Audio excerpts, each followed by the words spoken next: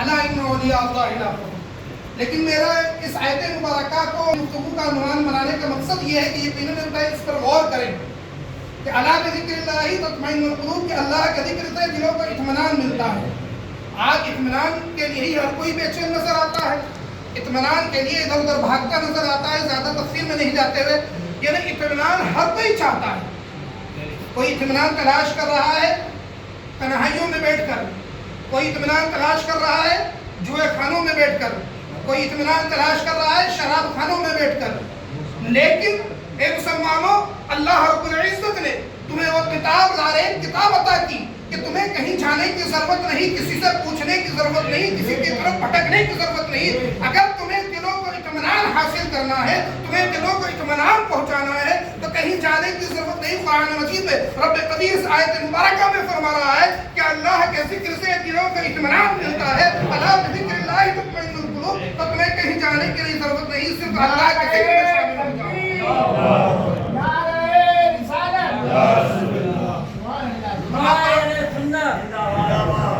صرف بات یہ نہیں کہ قرآن میں کہہ دیا اس کا ترجمہ ہو گیا، بلکہ اس کا پریکٹیکل کر اللہ تبارک و تعالیٰ کے برگزیدہ بندوں نے اولیاء کاملین نے بتا دیا۔ جیسے تاریخ السلطنت سلطان سید المخدوم شیخ جہانگیر سمنانی کی زندگی کو دیکھیں، غریب نواز کی زندگی کو دیکھیں، غوث پاک کی زندگی کو دیکھیں، دنیا کے کونے کونے میں جہاں بھی اولیاء کاملین آج اپنی مزاروں میں آرام فرما ہے، اگر ان کی زندگیوں کو دیکھیں گے اور ان کے بارگاہ میں جب عرض کرتے ہیں اور پوچھتے ہیں اے اللہ کے برگزیدہ بندے، اے تاریخ السلطنت سلطان سید المخدوم شیخ جہانگیر سمنانی، اے غریب نواز، یہ بتائیے کہ یقیناً آپ کو تو دلے کو اطمینان ملا، لیکن اطمینان کہاں سے حاصل ہوا؟ کہ یقیناً ان کی بارگاہ سے یہی جواب ملتا نظر آتا ہے، یقیناً یہی کہتے ہوئے نظر آتے ہیں کہ ہمیں جو ذکر، ہمیں جو سکون ملا، جو اطمینان ملا تو وہ اللہ کے ذکر سے ملا۔ ہم اللہ کا ذکر کرتے رہے تو یقیناً معاملات یہ رہا کہ دلوں کو اطمینان ملتا رہا۔ اور قربان جائیے، جب ہم اللہ کا ذکر کرتے ہیں تو یقیناً میں بارہا یہی کہتا ہوں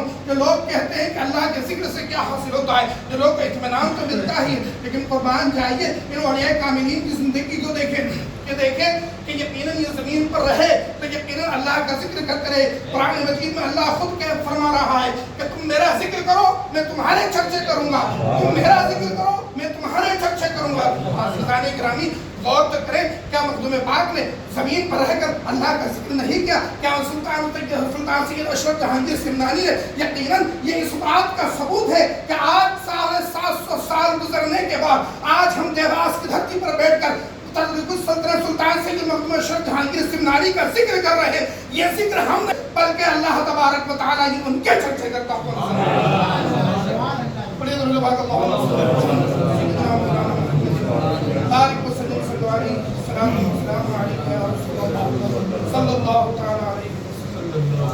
محترم، جو آیتیں مبارکہ قرآن مجید و فرقان حمید اور یقیناً یہ پریکٹیکل اور یہ کاملین نے ہمیں بتا دیا کہ اگر دلوں کو اطمینان حاصل کرانا ہے، اطمینان قلب چاہتے ہو تو ذکر اللہ میں شامل ہو جاؤ، ذکر میں شامل ہو جایا کرو۔ اور آج یقیناً ہمارے معاملات یہی نظر آتے ہیں کہ ہم ذکروں کی محفل میں شامل نہیں ہوتے، ذکروں کی محفل میں ہم حاضر نہیں ہوتے۔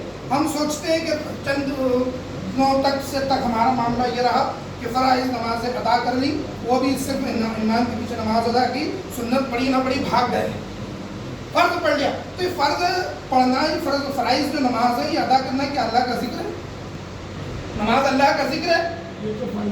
یہ تو فرض ہے، یہ تو ہمیں ادا کرنا ہے، اس ذکر کے تعلق سے نہیں۔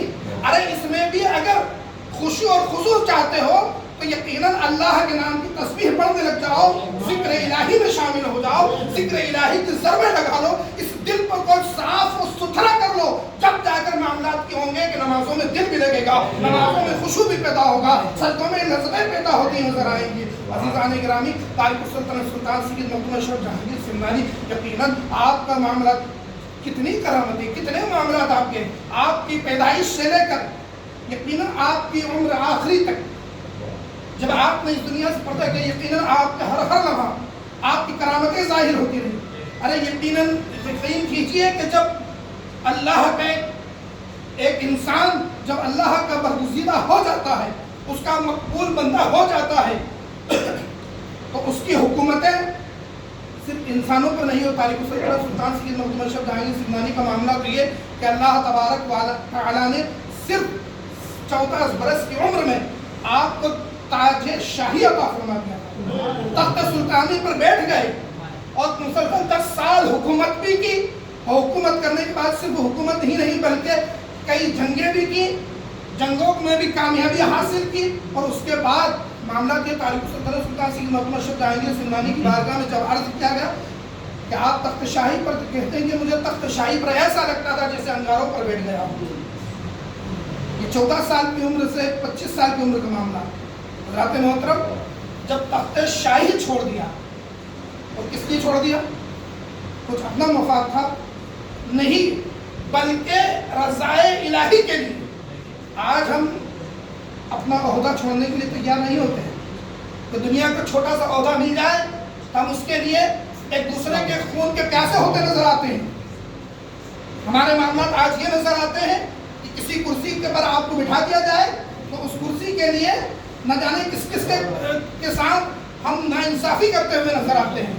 لیکن تاریخ السلطنت سلطان سید مخدوم اشرف جہانگیر سمنانی جب اپنا تخت کو چھوڑ رہے ہیں, تاج کو چھوڑ رہے ہیں, تو کسی کرسی کو حاصل کرنے کے لیے نہیں بلکہ اللہ تبارک و تعالیٰ کی رضا کے لیے, اللہ تبارک و تعالیٰ کی رضا حاصل کرنے کے لیے. اور جب اللہ تبارک و تعالیٰ کی رضا حاصل کرنے کے لیے تخت و تاج کو چھوڑا تو رب قدیر نے یقیناً یہ کرسی اور تاج کو اگر وہ اپناتے تو ہو سکتا تھا کہ 30 سال 40 سال 50 سال بہت زیادہ ہوا تو 100 سال کے بعد گمنامی کی زندگی ہو جاتی.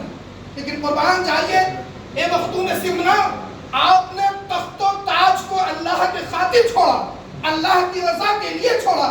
تو اللہ رب العزت نے آج 750 سال مکمل ہونے کے بعد بھی آج بھی لوگ یہ کہہ کے نظر آ رہے ہیں کہ تاریخ السلطنت سلطان سید مخدوم اشرف. آپ جب بھی سلطان کہلا رہے تھے آج بھی سلطان کہلا رہے ہیں اور انشاءاللہ تبارک و تعالیٰ قیامت تک کے سلطان کہلاتے ہیں.